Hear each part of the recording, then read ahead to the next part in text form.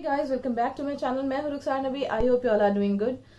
Guys, आजकल हमारे देश में जो हालात है कोरोना को लेकर के, वो हम सब जानते हैं कि किस तरीके से स्कैरी, कितनी डरावनी मतलब हालात बने हुए हैं हमारे देश में। और बहुत ज्यादा देख देख करके परेशानी, बहुत ज्यादा स्कैरी लगता है ये सब चीजें। मतलब जिस पे गुजर रही है वो वही जान रहा होगा कि किस तरीके से परेशान है वो।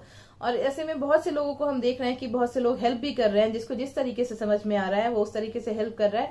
एट द सेम टाइम हम ये भी देख रहे हैं कि देश में बहुत ज्यादा काला बाजारी भी हो रही है। तो हम उसमें तो कुछ नहीं कर सकते हैं, क्योंकि अपनी अपनी जिसमें हर तरीके के लोग हैं इस दुनिया में। लेकिन अब क्या कर सकते हैं, हमसे जो हो सकता है हम वो तो कर ही सकते हैं एटलीस्ट। तो मतलब हम, मेरे कहने का ये मतलब था कि मैं इस वीडियो में आप लोगों को अपना कोई कंटेंट नहीं दिखा रही हूँ। मुझे दो ऐसी वीडियोस मिली हैं जो कि मुझे बहुत ज्यादा इन्फॉर्मेटिव और बहुत ज्यादा अच्छी लगी है वीडियो। तो मैंने उन्हीं दो वीडियोस को मर्ज करके इस वीडियो में शो कर मतलब दिखाना चाह रही थी आप लोगों को। तो इस वीडियो में मेरे को मेरा कोई ऐसा मोटिव नहीं है कि आप इस वीडियो को लाइक कीजिए या सब्सक्राइब कीजिए। बस इस वीडियो को ज्यादा से ज्यादा शेयर जरूर कीजिएगा, इस ताकि हमारी वजह से अगर किसी की भी हेल्प होती है हम इस वीडियोस को देख करके, तो मैं बहुत खुश नसीब समझूंगी अपने आप को कि अगर एक बंदे की भी हेल्प हो जाती है तो गाइज, इसलिए मैं आपको कहना चाह रही थी कि अगर इस वीडियो को आप देखें तो इस वीडियो को शेयर जरूर कीजिएगा, क्योंकि ये बहुत ज्यादा इन्फॉर्मेटिव वीडियो है। आजकल जितने ज्यादा वीडियोस हम देखते हैं बहुत ज्यादा इन्फॉर्मेटिव भी होती है, लेकिन कुछ वीडियोस ऐसी भी हैं जिनमें बहुत ज्यादा र्यूमर्स भी होता है। तो जब हम पे जब जिन पे गुजर रही है ये चीजें कि लोग कितने ज्यादा परेशान हैं, तो उन्हें क्या समझ में नहीं आता है कि क्या सही है क्या गलत है। तो अगर, लेकिन मुझे ये वाली वीडियो बहुत सही लगी कि कुछ तो इन्फॉर्मेटिव है। बहुत सारी ऐसी चीजें हैं जो हम रूमर्स पे ना जा करके इन वीडियोस को देखें।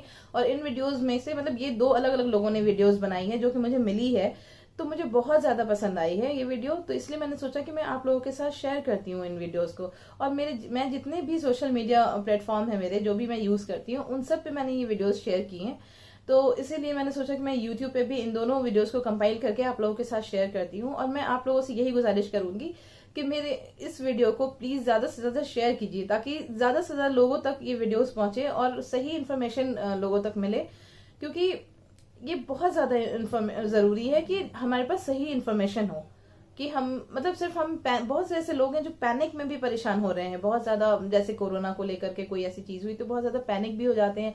जो डॉक्टर्स को समझ में आ रहा है वो कह रहे हैं। वैसे तो बहुत थैंकफुल है हम कि इस सिचुएशन में डॉक्टर्स हमारे बिल्कुल हेल्प कर रहे हैं बहुत ज्यादा। बट कुछ डॉक्टर्स भी कुछ ज्यादा ही परेशान कर रहे हैं, मतलब जैसे कि ये लाओ वो लाओ हर टाइम में, मतलब कि ये, मतलब कि कुछ चीजें जरूरी है क्या नहीं है, क्या वर्क कर रहा है क्या नहीं है। बट हमारे चूंकि मरीज जो हैं वो लव वंस, मतलब उनके जो लव वंस हैं वो बहुत ज्यादा परेशान हो रहे हैं इस चीज को लेकर के। तो इस वीडियो को जरूर देखिए। और आप लोगों में से बहुत से लोगों ने देखी भी होगी ये वीडियो, और लेकिन जिन लोगों ने नहीं देखी है तो वो लोग जरूर देखें। अपनी जिंदगी का 15 मिनट इस वीडियो को जरूर दीजिए, देखिए और ज्यादा से ज्यादा शेयर कीजिए गाइज। और मैं बस यही कहना चाहूंगी कि मैं ज्यादा बातें ना करते हुए आपको सीधे वीडियो की तरफ ले जाती हूँ। जब तक आप अपने घर पे रहिए, सेफ रहिए। जब तक जरूरी ना हो बिल्कुल बाहर मत जाइए। अभी फिलहाल की सिचुएशन बिल्कुल नहीं है बाहर जाने की, तो प्लीज आप अपने घर पे रहिए, क्योंकि आप अपना ध्यान रखेंगे तो आप अपने अपनों का ध्यान रखेंगे और अपनी सोसाइटी का भी ध्यान रखेंगे। जब तक के लिए मैं आपको मिलती हूँ अपने नेक्स्ट वीडियो में। टिल देन, अल्लाह हाफिज। हेलो दोस्तों, मेरा नाम डॉक्टर अक्सर शेख है। I work as an associate professor of community medicine in a medical college in Delhi. I am also the founder director of Human Solidarity Foundation, which runs the Okhla COVID helpline. In addition, I also work on COVID vaccination and on COVID research. ये background इसलिए देना ज़रूरी है ताकि थोड़ा सा ये समझ में आए कि I am speaking over here as an expert on the topic. Now second wave of Covid जो है वो आज हम देख रहे हैं कि पूरे भारत में उसने तबाही मचाई हुई है. रोज़ 2 से 3 लाख नए केसेस निकल के आ रहे हैं और हज़ारों की तादाद में लोग जो हैं उनकी जानें जा रही हैं. उसी तरह हम देख रहे हैं in a lot of helplines on social media कि लोग बहुत ही ज़्यादा परेशान हैं. बेड्स अवेलेबल नहीं हैं, ख़ासतौर से ऑक्सीजनेटेड बेड्स या आईसीयू बेड्स. उसके अलावा लोग जो हैं वो परेशान हैं ऑक्सीजन सप्लाईज़ के लिए, लोग परेशान हैं ड्रग्स के लिए. एंड जहाँ ड्रग्स की बात हो रही है तो लोग बिल्कुल परेशान की हद तक पहुँच चुके हैं, जहाँ तक ड्रग्स लाइक रेमडेसिविर, फैबीफ्लू, टोक्लिजुमैब या इन सारी दवाइयों के नाम आपने सुनी होंगे. उसी तरह आपको भी बहुत सारे मैसेजेस आए होंगे जिसमें लोग जो हैं वो प्लाज्मा डोनेशन के लिए रिक्वेस्ट कर रहे हैं. इसमें as a health care professional, as someone who has been working on COVID for the last 1 year, let me tell you this कि a lot of research has been done on these drugs, on plasma also. और हमने ये देखा है कि जो plasma therapy है उसको देने से कोई फ़ायदा नहीं हुआ है। जी, आपने ठीक सुना। जो प्लाज्मा थेरेपी जो शायद आपके डॉक्टर लिख रहे हैं या जिसके लिए आप भी अपने डॉक्टर को शायद बोल रहे हो, उससे कोई इम्प्रूवमेंट नहीं होती है। ये एक हार्ड फैक्ट है, इसको हमको एक्सेप्ट करना होगा। उसी तरह जहाँ तक रेमडेसिविर, टोक्लिजुमैब या बाकी दवाइयों का सवाल है, तो इनमें से जो अक्सर दवाइयाँ हैं उनमें ये पाया गया है कि इनसे मरीज़ को या तो कोई फ़ायदा नहीं होता या बहुत ही हल्का सा फ़ायदा होता है in reducing the stay in the hospital और समथिंग। बहुत ज़्यादा मॉर्टेलिटी में कोई फ़र्क नहीं है, यानी कि उसमें से ऐसा नहीं है कि ये दवाई के 6 इंजेक्शन आप लगा देंगे तो आपका पेशेंट बच जाएगा या नहीं लगाएंगे तो आपका पेशेंट नहीं बचेगा।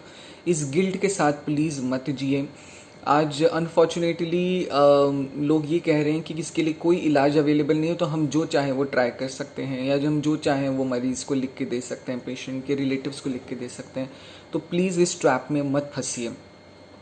Please use the evidence, this is very very important for the doctors. Just because it's a crisis situation, emergency situation, it does not give you a license to prescribe anything that you want, just because you think that it's working, especially when there is evidence that it is not working. तो ये हमेशा मैं कहती हूँ कि ताली इसमें दोनों हाथों से बज रही है। इसमें डॉक्टर्स की तो दिक्कत है ही है, इसमें मरीज़ों की भी परेशानी है। अक्सर हम डॉक्टर से सुनते हैं कि मरीज़ को ये नाम पता है और वो डॉक्टर्स को कहते हैं कि आप मेरे मरीज़ को रेमडेसिविर क्यों नहीं दे रहे हैं, या वो आपको इवन वायलेंट भी हो जाते हैं। तो ऐसे में मेरी रिक्वेस्ट डॉक्टर्स से भी है, मेरी रिक्वेस्ट पेशेंट से भी है कि ये जो सारी दवाइयाँ हैं जो कि बहुत ज़्यादा महंगी तो हैं ही लेकिन इनइफेक्टिव भी हैं, इनको प्लीज़ प्रिस्क्राइब करना बंद कीजिए। प्लीज़ अपने डॉक्टर्स को प्रेशराइज करना बंद कीजिए कि वो इन दवाइयों को आपको दें। प्लीज़ इनके पीछे भागना बंद कीजिए, इनके लिए ब्लैक मार्केटिंग करना बंद कीजिए, इनके लिए दुगनी तिगुनी कीमत देना बंद कर दीजिए। आप ये जितना करेंगे उतनी ही ज़्यादा ये दवाई रेयर होती जाएगी, उतनी ही ज़्यादा दवाई महंगी होती जाएगी, और वो भी ऐसी दवाई जो काम नहीं कर रही है। आज अगर हम किसी भी शायद छोटे बच्चे को भी पूछें कि बताइए कोविड का इलाज क्या है, तो वो रेमडेसिविर कहेगा, वो ऑक्सीजन नहीं कहेगा, वो एंटीकोएगुलेंट्स नहीं कहेगा, है ना, वो स्टीरॉइड्स नहीं कहेगा। वो इसलिए हो रहा है क्योंकि जो हम सुन रहे हैं आजकल व्हाट्सएप ग्रुप्स पर, ये उससे यही समझ में आ रहा है कि रेमडेसिविर एक रामबाण इलाज है, जबकि वो इफ़ेक्टिव ही नहीं है अब तक की स्टडीज़ में, तो हम यही कह सकते हैं। तो प्लीज़ इस सिचुएशन में रेमडेसिविर के लिए या प्लाज्मा के लिए या टोक्लिजुमैब या फैबीफ्लू, इन सब दवाइयों के लिए पैनिक मत कीजिए। इसका इलाज बहुत ही सिंपल है। इसका इलाज बेसिकली ऑक्सीजन है, स्टेरॉइड्स हैं, एंटीकोएगुलेंट्स हैं एंड क्रिटिकल केयर या आईसीयू केयर है। जहाँ तक हो सके माइल्ड केसेस में आपको ये कोशिश करनी है कि आप घर में ही रहें, अपना इलाज करें। हम ओखला कोविड हेल्पलाइन मैनेज कर रहे हैं जो ओखला के लोगों के लिए है, लेकिन ऑल ओवर इंडिया से हम इसमें कॉल ले सकते हैं। इसका नंबर है 9971736222। प्लीज़ इस नंबर पे कॉल कीजिए और हमारे डॉक्टर विद इन 1 आवर आपसे बात करेंगे। वो आपको सही सलाह भी देंगे, उसको आप फॉलो कीजिए, घर पे रहिए, होम आइसोलेशन कीजिए। और साथ ही जो लोग अभी बीमार नहीं हैं, जिनके फैमिली मेम्बर्स में लोग बीमार नहीं हैं, उनसे रिक्वेस्ट है कि प्लीज़ वॉलंट्रीली जो है बाहर जाना बंद कीजिए। वॉलंट्रीली मास्क पहनिए, डोंट वेट कि कोई चालान काटेगा आपका तब आप मास्क पहनेंगे। वॉलंट्रीली मास्क पहनिए और कोशिश करिए कि एटलीस्ट अगले 2-3 हफ्ते तक अपने बिहेवियर को कंट्रोल करें, ताकि इस डिज़ीज़ को जो है, ये जो सेकेंड वेव आई है, इसको हम काबू में ला सकें। यकीन मानिए बहुत ज़्यादा लोग परेशान हैं जब वो अपने लोगों को अपने आँखों के सामने जो है दम तोड़ता हुआ देख रहे हैं। तो इसमें प्लीज़ आप हमारी मदद कीजिए, और मदद आप कर सकते हैं घर में रह के, मदद आप कर सकते हैं मिस इन्फॉर्मेशन को ना स्प्रेड करके, मदद आप कर सकते हैं खुद अपना ध्यान रख के। तो यही एक छोटा सा मैसेज मुझे आप लोगों को देना था। गुड मॉर्निंग एवरीवन, मैं doctor Sanjeev Kumar sunshine hospital Gachibowli Hyderabad से बोल रहा हूँ। कोरोना बढ़ने की वजह से कई ऐसे लोग हैं जो मेडिकल फैसिलिटीज़ के पास नहीं जा पा रहे। बुखार कॉमन हो गया है और डर बढ़ता जा रहा है।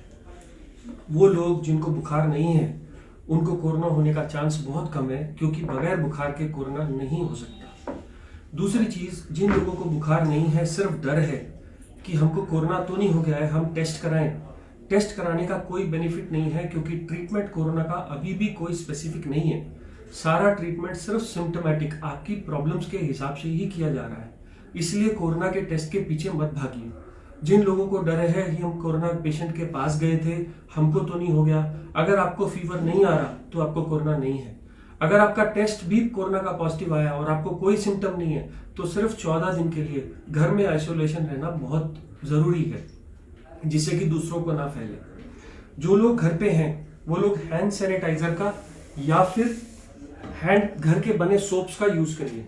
कैसे यूज करना है, आपको सैनिटाइजर लेकर के इसको चारों तरफ रगड़ना है, इवन साबुन से भी ऐसे ही, जिससे कि कोई भी कॉर्नर ना बचे। अब ये आपका हैंड स्टेरलाइज है। अगर आप पेशेंट को छूना चाह रहे हैं तो या तो सैनिटाइजर नहीं तो ग्लव यूज करिए, और छूने के बाद या काम खत्म होने के बाद वो ग्लव उतार करके फेंक दीजिए। उस ग्लव को पहन करके आप बाहर मत जाइए, नहीं तो इन्फेक्शन बाहर आ जाएगा। अगर आप इन्फेक्टेड नहीं है तो सोशल डिस्टेंसिंग के टाइम या तो कपड़े का या N95 या सिंपल मास्क यूज करना इक्वली इफेक्टिव है। सिर्फ पेशेंट से 1 मीटर की दूरी बनाए रखिए। वो लोग जो इन्फेक्टेड नहीं है अपनी इम्यूनिटी को बूस्ट करना चाहते हैं कि हमको इन्फेक्शन ना हो या हो तो हम उससे बच जाएं, उसके लिए जो हमारे पास विटामिन सी की टैबलेट्स हैं जो एक सुबह और एक शाम ले लेनी चाहिए। कुछ मल्टीविटामिन की गोलियां आती हैं, विकासूल या मल्टीविटामिन सुप्राडीन, कोई भी गोली एक जैसा ही काम करती है, दिन में एक लेना इनफ होता है। कैल्शियम या विटामिन D3 ने भी इफेक्ट दिखाया है, इसलिए ये भी दिन में एक बार लेनी है। विटामिन डी के 60K के कैप्सूल्स आते हैं, 3 दिन लेकर के बंद कर दीजिए। वो लोग जो बुजुर्ग लोग खाना नहीं खा पा रहे, भूख नहीं लग रही, उन लोगों के लिए ORS सोल्यूशन या घर का बना नींबू पानी इनफ होता है, जिसमें नमक और चीनी दोनों होनी चाहिए। यहां तक मैंने बात करी वो लोग जिनको कोई इन्फेक्शन नहीं है या फीवर नहीं आ रहा। मैंने फिर बताया फीवर नहीं है तो कोरोना नहीं है, क्योंकि 97% को पहला सिम्टम ही फीवर आता है। अगर आपको फीवर आ रहा है तो थर्मामीटर से चेक करिए, पैनिक मत करिए। अगर फीवर आ रहा है तो आप पैरासिटामोल की बनी टैबलेट आपको आराम से मिल जाएगी 500 या 600 में। ये मॉर्निंग, आफ्टरनून और इवनिंग। पैरासिटामोल की गोली से शरीर के दर्द, कमजोरी, सिर का दर्द, गले का दर्द या फीवर दोनों उतर जाते हैं। अगर इस गोली को 3 बार लेने से फीवर नहीं उतर रहा तो आप कपड़े से बॉडी को भिगा लीजिए और पंखा चला दीजिए। जैसे ही पानी सूखेगा आपका टेम्परेचर उतर जाएगा। बच्चों को भी आप यही दे सकते हो, बस पैरासिटामोल की डोज वेट के हिसाब से आधी कर दीजिए। अब इसके अलावा कुछ लोगों को सांस फूलनी शुरू हो जाती है, कुछ लोगों को डर की वजह से, कुछ लोगों को बीमारी की वजह से। अगर वो सांस फूलना डर की वजह से है तो आप ये पल्स ऑक्सीमीटर खरीद लाएं, जो कि मार्केट्स में आराम से मिल जा रहा है 500 से 1000 रुपए के बीच में, या फिर अमेजन साइट्स पे भी मिल जाता है। इसको उंगली पे लगाने से आपको आपकी ऑक्सीजन कितनी है ये बता देता है। अगर आपकी ऑक्सीजन नॉर्मल लोगों की 90 से ऊपर रहनी चाहिए, अगर ये ऑक्सीजन 90 से ऊपर है तो ये जो भी आपको हो रहा है वो डर की वजह से है। और जितना मैंने ट्रीटमेंट अभी तक बताया, मल्टीविटामिन, सोशल डिस्टेंसिंग या hand wash is enough. But अगर आपकी ऑक्सीजन कम हो रही है या सांस चढ़ रही है या खांसी आ रही है तो आपको 2 टैबलेट्स, एक तो डेरिफिलिन की गोली या डॉक्सोफिलिन की गोली सुबह दोपहर शाम ले सकते हैं, और एक मोंटेलुकास्ट की गोली रात में लीवोसिट्रिजिन के साथ। इन गोलियों से आपका सांस चढ़ना कम हो जाएगा। कुछ लोगों ने म्यूसिनेक भी ट्राई करा है सुबह और शाम, म्यूसिनेक से भी सांस चढ़ना कम हो जाता है। जिन लोगों को खांसी हो रही है, कोई सिरप अच्छा और बुरा नहीं होता। जो लोग सिरप मार्केट से खरीद सकते हैं 5 ml सुबह दोपहर शाम लीजिए। जो लोग नहीं ले सकते वो लोग जिंजर का जूस, कंसंट्रेटेड जिंजर के जूस में हनी मिला के लीजिए। ये भी होम रेमेडी है, खांसी के सिरप के जैसा काम करता है। सब सिरप एक ही जैसे काम करते हैं, सिर्फ एक ढक्कन सुबह दोपहर शाम लेना है। यहां तक तो सिर्फ उन लोगों की बात है जो लोग घर में सिम्टोमेटिक ट्रीटमेंट कर रहे हैं, किसी वजह से आपका बुखार उतर नहीं रहा, बहुत बढ़ गया, इतने सब केयर से नहीं ठीक हो रहा, तो अब मेडिकल फैसिलिटी आ जाती है जिसमें कुछ गोलियां और कुछ इंजेक्शन मैं समझा रहा हूं। जो गोलियां हैं 2 एंटीबायोटिक्स, एजिथ्रोमाइसिन, सिर्फ 5 गोलियां आपको कंटिन्यू नहीं करनी, रोज एक लेनी है, 5 दिन लेके बंद कर देनी है। एजिथ्रोमाइसिन या डॉक्सीसाइक्लिन, यही 2 एंटीबायोटिक्स हैं जो इस वायरस के खिलाफ कुछ तो काम करके रिजल्ट दिखा रही हैं और हम लोग इनको दे रहे हैं। डॉक्सीसाइक्लिन गोली सुबह शाम 1 पत्ता लेके बंद कर देना है। अगर इन सबसे भी ठीक नहीं हो रहा और आपके पास मेडिकल फैसिलिटी है तो आप मेडिकल फैसिलिटी में जाइए। अगर ऑक्सीजन 90 से कम है तो ऑक्सीजन का सिलेंडर का इंतजाम करिए, नहीं तो अपने हॉस्पिटल पास में दिखाइए। किसी वजह से आपको हॉस्पिटल नहीं मिल रहा तो 2 और ड्रग्स हैं।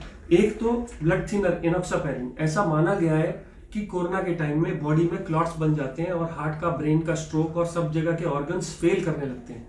ऐसे में ये ब्लड थिनर का इंजेक्शन सुबह और शाम 40 mg का अगर 3 दिन लगा लिया जाए तो ये इनसे बचाता है, प्रोटेक्ट करता है। मैं फिर कह दूं, ये मेडिकल गाइडेंस में ही करना है। अगर किसी वजह से ये इंजेक्शन नहीं अवेलेबल है तो गोली भी आती है पिक्साबैन की, जो 2.5 mg सुबह शाम ली जा सकती है। ये सब चीजें 5 दिन के लिए करनी है। कुछ रिसर्च में स्टेरॉइड्स का रोल बताया गया है। ये 10 रुपए का स्टेरॉइड है, डेक्सामेथासोन। अस्थमा के लोगों को दिया जाता है, इमरजेंसी एनाफिलैक्सिस में दिया जाता है, ये भी कोरोना में आजकल दिया जा रहा है। एक इंजेक्शन 4 mg का आता है, 4 से 8 mg का एक इंजेक्शन सुबह खाने के बाद लगा लीजिए। ये इंजेक्शन भी अंडर मेडिकल गाइडेंस आपको बहुत मदद करेगा 5 दिन के लिए। बट ये उन लोगों के लिए जो बहुत सिक हो गए हैं और किसी वजह से जो वेंटिलेटर पर जाना है, वेंटिलेटर पर जाने से बचने के लिए ये इंजेक्शन लगाए तो बच जाता है। एक कोलेस्ट्रॉल की गोली एटोरवास्टैटिन 10 से 20 मिलीग्राम की गोली भी काम करती है कोरोना में, ऐसा देखा गया है। बड़ी सेफ सिंपल दवाई है, एक गोली रोज ले लीजिए, बट ये सिक लोगों के लिए ही है। और लास्ट, पानी। जो लोग बिल्कुल नहीं खाना खा रहे उनको तो चढ़ा सकते हैं, बट अब ये देखा गया है कि ज्यादा आईवी फ्लूइड देने से पेशेंट की कंडीशन खराब हो रही है, इसलिए सिर्फ पानी के ऊपर मत जाइए, कोशिश करिए इसको अवॉइड करने का। तो मैं फिर वापस आऊंगा। हम लोग जो इन्फेक्टेड नहीं है वो सिर्फ हैंड सैनिटाइजर, डिस्टेंसिंग और मास्क का यूज करेंगे। जो लोग सिर्फ इम्यूनिटी कम है, ओल्ड एज है, वो ORS सोल्यूशन, कैल्शियम, विटामिन या विटामिन C का यूज करेंगे। सब लोग घर में अगर हो सके तो पल्स ऑक्सीमीटर ला के रखिए, नहीं तो एटलीस्ट एक कम्युनिटी में एक पल्स ऑक्सीमीटर हो। ये सब लोगों के पास, सब लोगों का चेक कर सकता है। इसमें ब्लड की जरूरत नहीं होती, इसमें इंफेक्शन होने का डर नहीं होता। सिर्फ आप उंगली अपनी साबुन से धो के यूज करिए जिससे दूसरे आदमी को इन्फेक्ट ना हो। इसके अलावा घर में पैरासिटामोल, डेरिफलिन, मोन्टिलुकास्ट, म्यूसिनेक टैबलेट्स और घर के बने कफ सिरप्स, नहीं तो मार्केट के बने कफ सिरप्स। अगर इससे भी ठीक नहीं होता तो 2 एंटीबायोटिक्स, एक है डॉक्सीसाइक्लिन और एक है एजिथ्रोमाइसिन। अगर इसके बाद हॉस्पिटल की जरूरत पड़े या हॉस्पिटल ना मिले तो एक इंजेक्शन एनोक्सापेरिन और एक इंजेक्शन डेकाड्रान, यही इस वक्त हमारे पास बेसिक केयर अवेलेबल है। मेक श्योर कि ये सबके पास इंफॉर्मेशन चली जाए। आप अपनी डिसीज की सिवियरिटी के हिसाब से इसमें से ड्रग्स लेंगे, लेफ्ट साइड से राइट साइड में सिवियरिटी बढ़ती चली जाएगी। जो लोग हॉस्पिटल जा सकते हैं वो हॉस्पिटल में रहिए। जिन लोगों की ऑक्सीजन कम है वो घर में ऑक्सीजन इंतजाम करके भी ये ट्रीटमेंट शुरू कर सकते हैं। और मुझे उम्मीद है within 1 month we all will be all happy and fine. Thank you.